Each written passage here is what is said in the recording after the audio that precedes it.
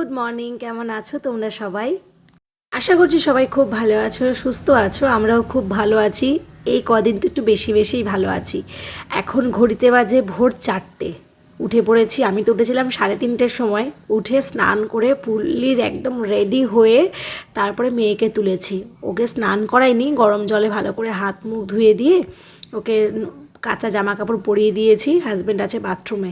এখন আমরা যাচ্ছি মঙ্গল আরতি দর্শনে। মায়াপুরে আছি, মঙ্গল আরতি দর্শন করব না, এটা আমার কাছে মানে কি বলবো, অবিশ্বাস্য বা অসম্ভব একটা ব্যাপার। আগে যখন আমরা কৃষ্ণনগরে ছিলাম, ভক্তিবিককে যখন ক্লাস করতাম, তখন জন্মাষ্টমী, সামার ক্যাম্প, এই অনুষ্ঠানগুলো হতো। ভক্তিবৃক্ষের সব সদস্যরা এক জায়গায় হয়ে 2-3 দিন আমরা একসঙ্গে মজা করে মায়াপুরে থাকতাম। তখন আমরা প্রত্যেকে মঙ্গল আরতি দর্শন করতাম, একটা মানুষকে ছাড়া, আর সেটা হলো আমার পতিদেব। ওকে ভোরবেলা ঘুম থেকে তুলে স্নান করিয়ে 4:30টার মধ্যে মন্দিরে নিয়ে গিয়ে দাঁড় করানোটা ছিল একটা যুদ্ধের ব্যাপার। সবাই হাল ছেড়ে দিয়েছিল, একটা সময় পরে আমিও হাল ছেড়ে দিয়েছিলাম। সবার সাথে সাথে আমি চলে যেতাম, ও রুমে ঘুমাতো। তবে এখনও যখন মায়াপুরের থেকে এত দূরে আছে, এখনও না, কাল রাতে যখন ঘুমায় তখনই বলেছিল আমি কিন্তু মঙ্গল আরতিতে যাবো, তুমি কিন্তু আমাকে ডাকবে। ওকে আমি অনেকবার বলেছি, দেখো সারাদিনে তুমি যতবার রাধা মাধবকে দেখো না কেন, মঙ্গল আরতির সময় যে রাধা মাধবের যে পর্দাটা যখন খোলে না, তখন একটা আলাদাই শান্তি, মনে হয় অন্য একটা জায়গায় চলে এসেছি। তোমরা কারা কারা মায়াপুরে এসেছো আর এসে মঙ্গল আরতি দর্শন করেছো এটা জানিও। ওই যে একটা কথাই আছে না, দূরে গেলে কদর বাড়ে, তো আমার হাজব্যান্ডের অবস্থা হয়েছে সেই রকম। যখন আমরা কাছে ছিলাম তখন ওকে হাজার বলেও নিয়ে আসতে পারিনি, আর আজ যখন এত দূরে আছি, আমরা এত দিন পর মায়াপুরে আসতে পেরেছি, এখনও বুঝতে পারছে যে হ্যাঁ, আজ যখন ও মঙ্গল আরতি দর্শন করে বেরিয়েছিল, ওর মুখে যে হাসিটা আমি দেখেছিলাম, আমি সারা জীবনে ভুলবো না। আমি আর মেয়ে তো বাইরে বেরিয়ে এসে জব করছিলাম, আর ও এসে একটা হাসি দিয়ে বলছে যে কি ভালো লাগলো, আমার খুব ভালো লাগলো, খুব সুন্দর লাগলো, রাধারানীকে অসম্ভব সুন্দর লাগছিল। তো যাই হোক, ওর কাছ থেকে এই কথাগুলো অনেক দিন আগেই শোনার ইচ্ছে ছিল। যা হয় ভালো হয়। ওরও খুব ভালো লেগেছে, বলেছে এরপর থেকে যতবার মায়াপুরে আসবো আমি একদিনও মঙ্গল আরতি মিস করবো না। তো এই হচ্ছে ব্যাপার। তো এখন বাজে 7টা মতো, আমরা এসেছি মহাপ্রসাদের এখানে। যদিও এত সকালে না সেরকম কিছু থাকে না, ওই মিষ্টি আইটেমগুলো তো থেকে যায়, তো সেইগুলো ছাড়া কিছু পাওয়া যায় না। সকাল সকাল তো অত মিষ্টি জিনিস খাওয়া যায় না।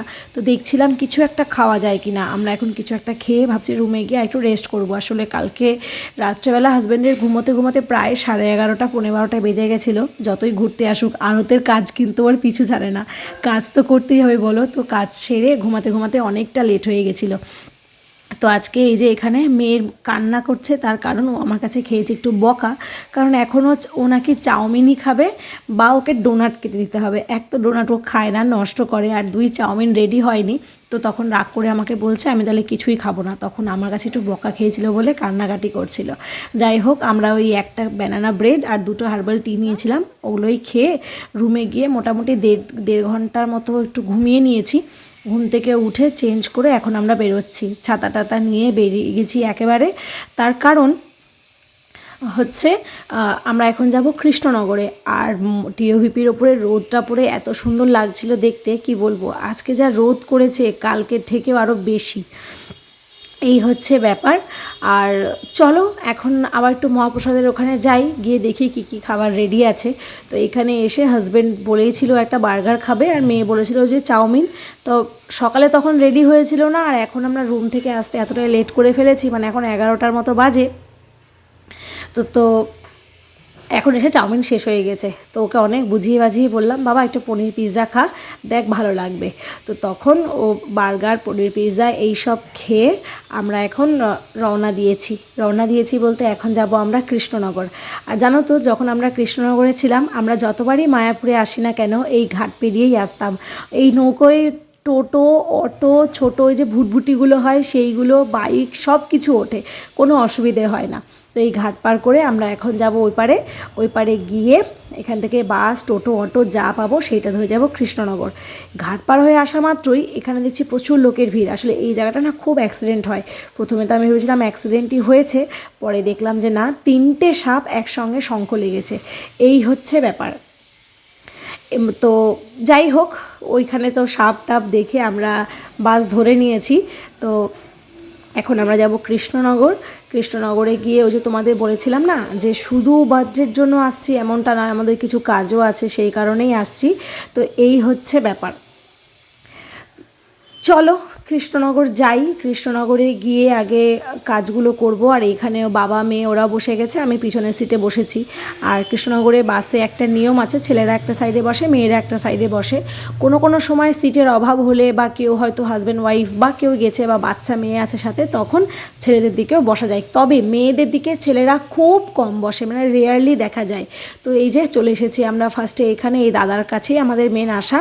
আমাদের কিছু কাগজপত্র সেগুলো মালদায় ট্রান্সফার করব, সেই জন্য। তো অফিসের কাজ দাদা সব কিছু মোটামুটি করেই রেখেছিল, আমাদের জাস্ট সইটা করতে হয়েছিল। 10 থেকে 15 মিনিটের মধ্যে হয়ে গেছিলো। চলো এবার যাব আর একটা জায়গায়। এই জায়গাটা হচ্ছে আমার মেয়ের সব থেকে প্রিয় জায়গা। এই জায়গাটা যাওয়ার কথা বললেও কোনো দিন কোনো রকম কমপ্লেন, কোনো অবজেকশনও করে না যে না যাব না বা কেন যাব, কি যেতেই হবে, এই সব নেই। আমরা যে মায়াপুরে এসে আছি, মায়াপুরে ওর ভালো লাগছে, তবে এইখানে যাওয়ার কথা যেই বলেছে তবে বলছে এইবার আমার মনটা শান্তি। ভাবতে পারছো তো কতটা কাছের ওর কাছে জায়গাটা। আর এই যে তোমাদেরকে যাওয়ার সময় একটু বুড়ি মায়ের মন্দিরটাও দর্শন করিয়ে দিয়ে গেলাম। এই যে চলে এসেছি আমরা ওর কাছে। আমাদের কাছের মানে আমাদের ছাড়া তারপরে সব থেকে কাছের বা সব থেকে প্রিয় জায়গা যদি হয় কোনোটা, সেটা হচ্ছে ইলা দিদির বাড়ি।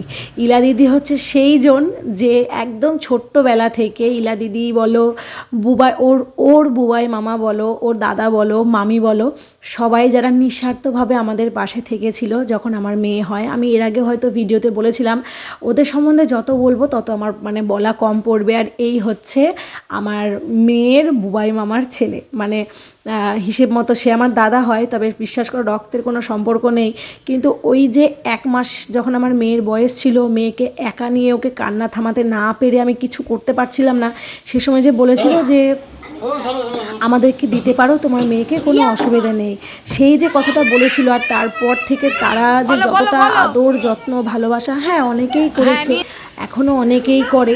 তবে হয় না, স্বার্থ ছাড়া তো দুনিয়া চলে না, মানুষ বলে পর কখনো আপন হয় না।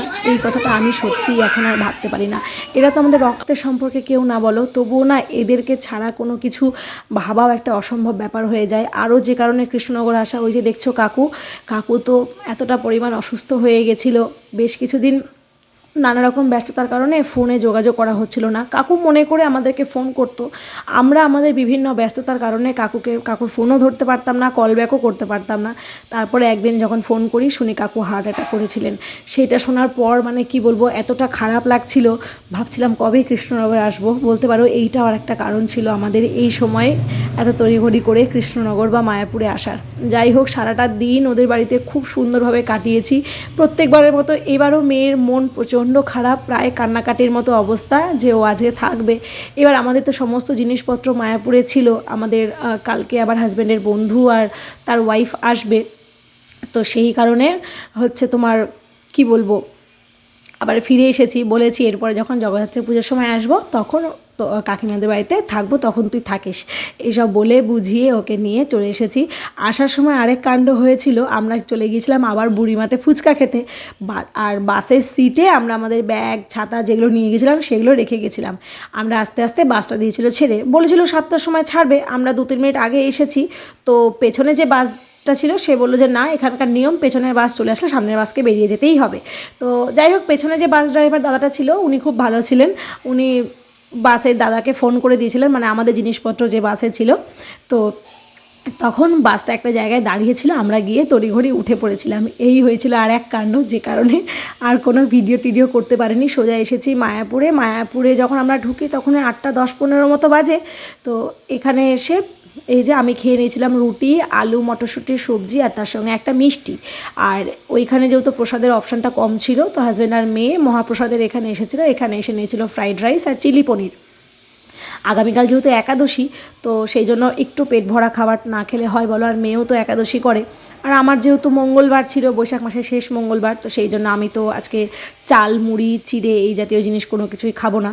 তো যাই হোক, ডিনারটা সেরে এসে আমি আগে স্নান করেছি অনেকক্ষণ সময় নিয়ে, সারাটা দিন যা গেছে আর যা বিভৎস গরম, ভালো করে শ্যাম্পু করে স্নান করে ফ্রেশ হয়ে নিয়েছি। তার আগে মেয়েকে ফ্রেশ করে দিয়েছিলাম, আর দেখো বিছানায় পড়া মাত্র 2-1 মিনিটের মধ্যে দেখছি ও এরকম ঘুমিয়ে পড়েছে। আর এই যে হাজব্যান্ড আবার আজকেও বসে পড়েছে এখানে খাতাপত্র নিয়ে। ও এখন বেশ খানিকক্ষণ কাজ করবে, আমি যদি জেগে থাকতে পারি তো জেগে থাকবো, আর নয়তোবা ঘুমিয়ে পড়বো। চলো তবে এই ভিডিওটাও তাহলে এই পর্যন্তই রাখছি। তোমরা সবাই খুব ভালো থেকো, সুস্থ থেকো। ভিডিও তোমাদের কেমন লাগলো সেটা কিন্তু অবশ্যই কমেন্ট করে জানিও। ভালো লাগলে লাইক করে দিও। চ্যানেল নতুন প্লিজ চ্যানেলটাকে সাবস্ক্রাইব করে দিও। তোমাদের সঙ্গে আবারও দেখা হবে, গল্প হবে খুব তাড়াতাড়ি।